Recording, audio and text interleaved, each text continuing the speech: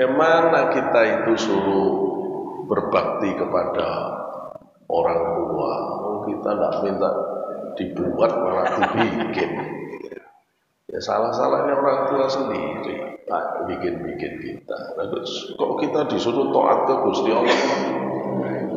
Wong Gusti Allah, wong kita ndak pingin ada di dunia, terus kita diadakan.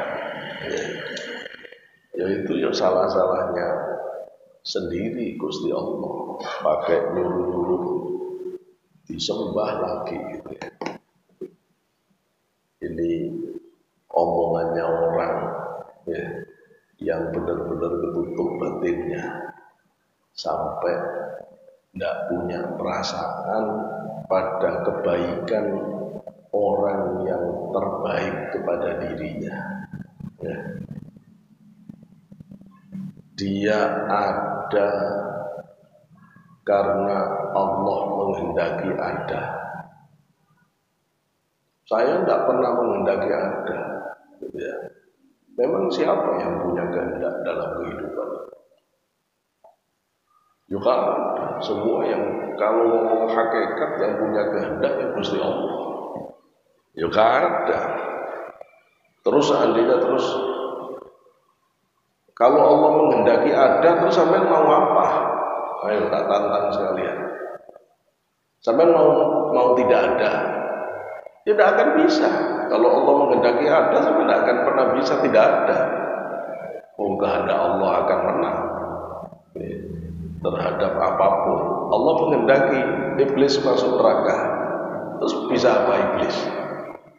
Ya nggak bisa apa-apa. Semua kita ini terpaksa dengan kehendak Allah. Terpaksa dengan kehendak Allah. Ya memang nggak ada yang punya kehendak. Siapa yang punya kehendak di dunia ini? Ya cuma Gusti Allah. Kita cuma menjalankan kehendak Allah. Betul ya. Kita menjalankan kehendak Allah. Nah terus Gusti Allah menghendaki kita ibadah. Kamu sampai tidak mau ibadah. Nah sampean terus sekarang kan mau main dengan kehendak sendiri untuk menentang kehendak Allah. Ya terus kan kalau berani, dulu ya. Kalau berani, kalau nekat. Anak yang mengatakan aku tidak taat ke orang tua, orang tua yang punya kehendak bukan aku kok. Ini anak yang mati rasa, mati rasa. Nanti kalau dia jadi orang tua, baru tahu rasa dia, baru tahu rasa. Omongan orang begini ini, omongan orang yang tidak pernah punya perasaan.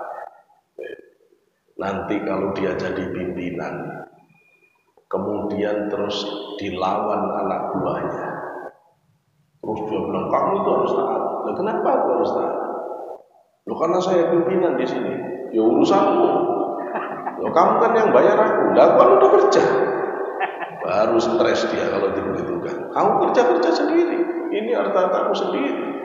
Nanti semua anak-anaknya tidak ada yang mau taat.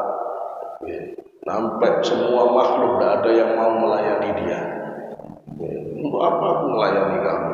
Wong aku tak disuruh Gusti Allah melayani kamu. Jadi ruwet sendiri orang itu nanti. Orang itu diuji oleh Allah. Semua kita ini diuji. Ya tidak ada orang yang bisa punya kehendak bebas semau-maunya dalam hidup ini. Allah yang memberikan ujian. Siapa yang bisa milih untuk lahir di sini jadi anaknya ini jadi anak? Tidak ada. Semua kita diuji.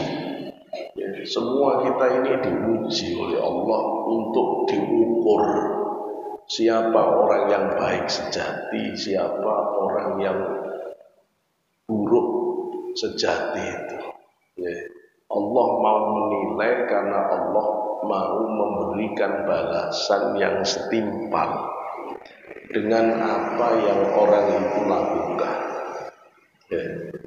Sampai bisa bayangin tak anak yang menyangkal orang tua dengan pertanyaan itu.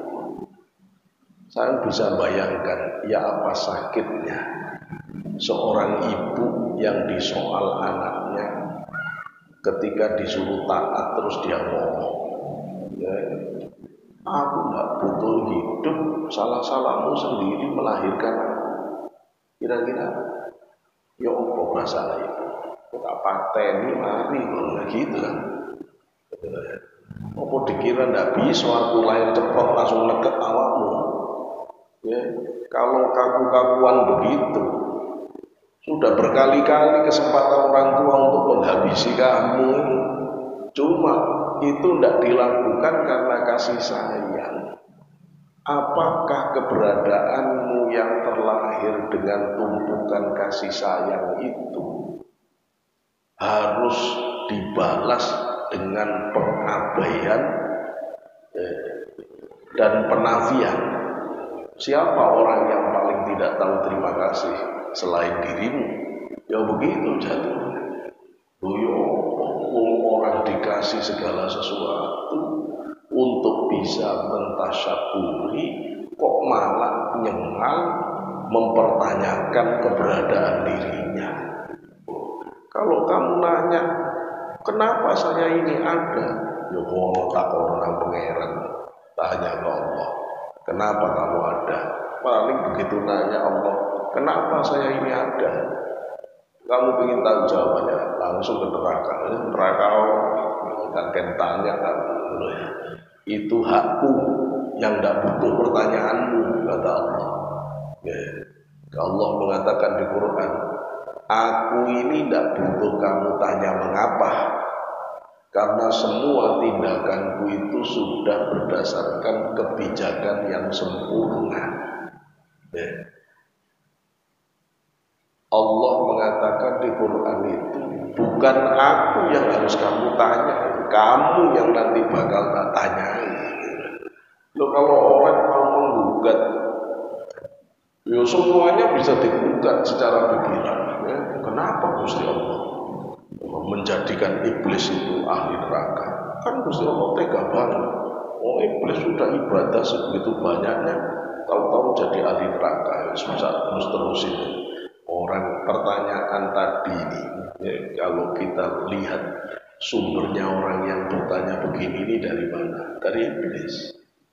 Dari iblis yang menggugat tentang otoritas Allah di dalam menentukan segala sesuatu. Terus sekarang kalau itu dijawab dengan otoritas mutlak Allah, terus kalau Allah menciptakan A, tidak menciptakan B, menentukan A, tidak menentukan B, kamu mau apa? Mau semuanya itu loh miliknya Allah, termasuk kamu itu loh miliknya Allah. Nah, suka-suka Gusti Allah, mau dijadikan miskin, mau jadi kaya, urusan apa kamu sama Allah? Kalau saya punya tanah, urusan saya, mau tak jadikan boneka, mau tak jadikan pot, mau tak jadikan, urusan saya. Kamu mau kita dewi. Terus bonekanya, terus tanahnya bilang, kenapa aku dijadikan pot? Aku tidak ingin jadi pot. Ya kata saya, ya terserah aku. Kamu tidak punya kuasa apa? Kamu ini aku yang memiliki. Gitu loh ya. Kita tidak punya apa-apa. Itu kalau hakiki-hakikiah. Ya. Pertanyaan itu harus diuji dengan jawaban hakiki itu. Tidak ada. Kita itu milik Allah. Semua milik Allah. Dan kita berada di dalam kudrah iradahnya Allah. Dan Allah menghendaki apa, ya itu yang akan terjadi. Ya, cuma Allah punya aturan di mana kita disuruh ikut aturan Allah itu. Yang dengan itu Allah nanti akan klasifikasi orang dengan balasan yang sudah disiapkan. Siapa yang surga, siapa yang neraka, dan seterusnya. Nah, karena itulah kita harus punya ketaatan pada orang tua. Tapi kalau orang itu punya perasaan, kemudian saya tidak bisa bayangin. Bayangkan kalimat itu diucapkan di depan orang tua kita, ini tidak bisa bayangkan. Sekasar apa batin orang sampai bisa ngomong begitu, saya nggak bisa bayangkan. Ya. Kecuali kalau orang pasaran, orang tidak pernah ngaji, hatinya keras, ya bisa ngomong begitu. Tapi kalau orang ngerti batin itu terlalu besar haknya orang tua kepada anak itu untuk bisa hadir di dunia ini, difasilitasi, dididik semuanya. Orang tua mempertaruhkan segalanya untuk hadirnya anak, untuk kemuliaan anak, dan seterusnya. Itu tidak ada yang lebih baik kecuali dibalas dengan kebaikan. Ya.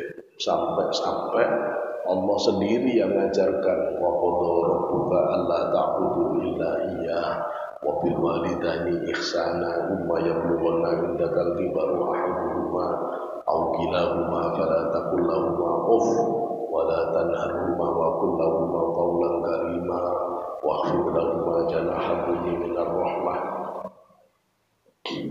Itu Allah ngajari sampai kalau orang tua itu sudah tua, jangan ngomong jangan bantah, jangan ngomong keras, membentak, ngomong yang bagus ke orang tua. Letakkan sayapmu, rendahkan sayapmu, ngadepi orang tua itu, lepas pangkat jabatan, bah kamu profesor, bah kamu doktor, bah kamu kiai, bah kamu pejabat, bah kamu jenderal, di depan orang tua lepas semuanya. Kamu bukan siapa-siapa kecuali anak saja. Begitu. Kok bisa? Tidak ada satu wali pun yang mencapai derajat wali kecuali karena bagusnya hormat orang tua. Dan tidak ada orang paling terhina di muka bumi ini kecuali orang yang berani pada orang tua. Ayo taruhan sama saya. Jangan lihat orang yang berani durhaka pada orang tua, berani ngomong kayak tadi di depan orang tua. Ngapain ngomong? Sana urus sendiri. Ayo tak lihat, kita saksikan. Lah sampai lihat cerita hidupnya. Tak dia deledel nang pangeran. Tidak akan pernah punya kebahagiaan dalam hidup. Sengsara itu hidupnya. Uangnya kaya, sengsara, amburadul. Kalau tidak kena penyakit berat. Kalau tidak musibah bertubi-tubi. Akhirnya su'ul khotimah. Akhirnya su'ul khotimah. Dan itu yang akan terjadi. Lihat Alqamah. Alqamah itu Pak, sahabat Rasulullah belum pernah terlambat takbiratul ihram. Tidak pernah. Takbiratul ihram terlambat, apalagi sholat jamaah. Dia selalu sholat jamaah. Takbiratul ihram tidak pernah terlambat. Belum pernah satu kali pun terlambat ikut perang. Perang selalu ikut, sholat selalu jamaah. Imamnya Rasulullah tidak pernah terlambat takbiratul ihram. Jangan bayangin kayak apa tingginya derajat orang ini. Ternyata waktu mau nazar mengucapkan la ilaha illallah gak bisa. Bingung sahabat, ini yo orang ahli ibadah, sahabat Rasul kok tidak bisa la ilaha illallah, ini gimana? Akhirnya dilaporkan Rasulullah, kata Rasulullah, cari ibunya, suruh minta maaf. Ibunya suruh ngampuni. Ibunya tidak mau ngampuni. Enggak ada Alqamah di hatiku, sudah tak hapus. Tidak anak-anakan. Nah ini coba, kalau dituruti anaknya, benar-benar dilepas oleh ibunya. Ya wis, tidak anak-anakan, kamu tidak usah taat, terserah kamu udah hidup. Tidak anak-anak, apa efeknya? Tidak bisa nazar, tidak bisa la ilaha illallah. Padahal ahli jamaah, ahli sahabat Rasul, bukan kiai Pak, sahabat, bukan wali, di atas wali. Sampai akhirnya, kenapa ini alasan? Persoalannya sepele.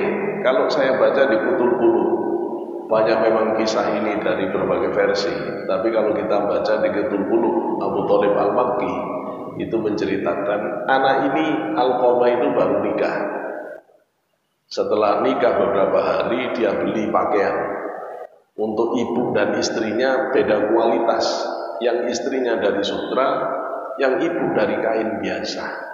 Bungkusnya keliru, sehingga yang ibu dikasihkan istrinya, yang untuk istrinya dikasihkan ibunya. Ibunya senang dapat sutra, istrinya kecewa karena dapat kain yang jelek.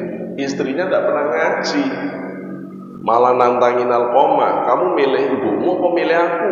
Mosok baju kayak gini. Diambil, ditukar ke ibunya. Bu, keliru, ini yang punya ibu, ini punya istriku. Ibunya iya ambil. Di hatinya jerit ibu, begini kamu ya. Pada perempuan yang berjasa beberapa hari, kamu begitu mengagumkan. Tapi pada perempuan yang berjasa seumur hidupmu, kamu begini menghinakan. Mulai sekarang tak hapus namamu dari hatiku, tidak anak-anakan lagi. Apa yang terjadi? Tidak bisa nazak bunyi la ilaha illallah. Ya, tidak bisa la ilaha illallah. Sampai akhirnya Rasul menyuruh sahabat mengumpulkan kayu. Begitu kayu sudah terkumpul banyak, ibunya nanya, mau apa itu kok mengumpulkan kayu? Mau bakar anakmu Alqamah. Kenapa dibakar? Karena tidak dapat ridho orang tuanya. Daripada dibakar di neraka, kata Rasulullah, suruh bakar di dunia. Nangis ibunya. Tidak tega saya, dia anakku, kayak apapun dosanya saya maafkan dia. Kalau harus dibakar begini. Rasul mengatakan, cek Alqamah. Kalau dia bisa mengucapkan kalimat tauhid, ibunya memaafkan dari hati. Kalau tidak, berarti dia bohong. Dicek Alqamah sudah mengucapkan la ilaha illallah, sudah meninggal husnul khotimah. Rasul langsung berdiri di depan pintu rumah Alqamah. Kata Rasulullah, man faddala zawjatahu ala ummihi lan tuqbala anhu sarfun wala adlun wajaba alaihinna. Siapa yang mengutamakan istrinya daripada ibunya, orang tuanya, maka semua ibadah fardu sunnahnya ditolak, tidak diterima Allah. Wajib neraka. Wajib neraka. Ayo wis, beritahu orang tadi, kamu kalau saya jadi orang tuanya, ya wis gak apa-apa. Kau ndak anak-anakku ndak apa-apa. Kamu ndak usah taat ndak apa-apa. Kamu ndak hormat saya ndak apa-apa. Yang penting kamu sudah siap konsekuensinya. Lakonono. Nazak beli wisatan baru tahu. Di rumah saya ada kasus nyata. Ibu sambung, bukan ibu langsung, yang ngurusi dia dari kecil, ibu tiri, tapi baik sekali. Ibunya itu sholihah, ahli ibadah, putranya kiai besar, cucunya wali.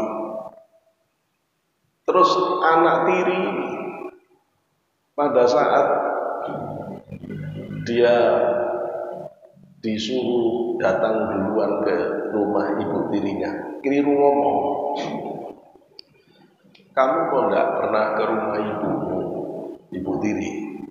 Oh, bukan dia yang melahirkan kepala saya. Pakai bahasa Jawa, tutu dene sing ngetokne ndasku. Bukan dia yang melahirkan kepala saya.